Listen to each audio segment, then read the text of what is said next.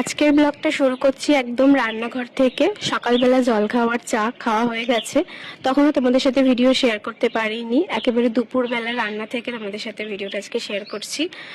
তো আমি মাছ হলুদ মাখিয়ে রেখে দিয়েছি, মাছের ঝোল করব। আর এত সবজি রেখে ডিসাইড করতে পারছিলাম না যে কি বানাবো।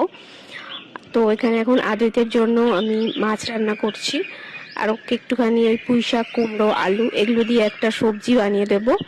আর এইগুলো দেবো হচ্ছে মাছের ঝোলে, ওই আলু, পটল, বিনস, তারপরে ব্রকলি। আর এখানে আমাদের জন্য ভাবলাম পুঁই শাক বানাবো, মাছের মাথা ছিল তো সেটা দিয়ে।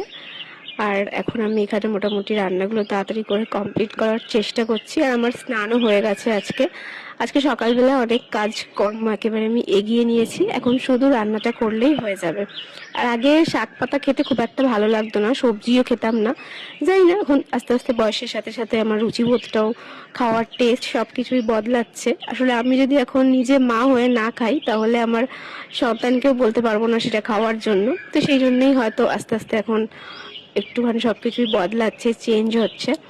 তো কথা বলতে বলতে আমার রান্নাও কমপ্লিট। তো চলো, দেখা হচ্ছে নেক্সট ব্লগে। কেমন লাগলো অবশ্যই জানিও। টাটা।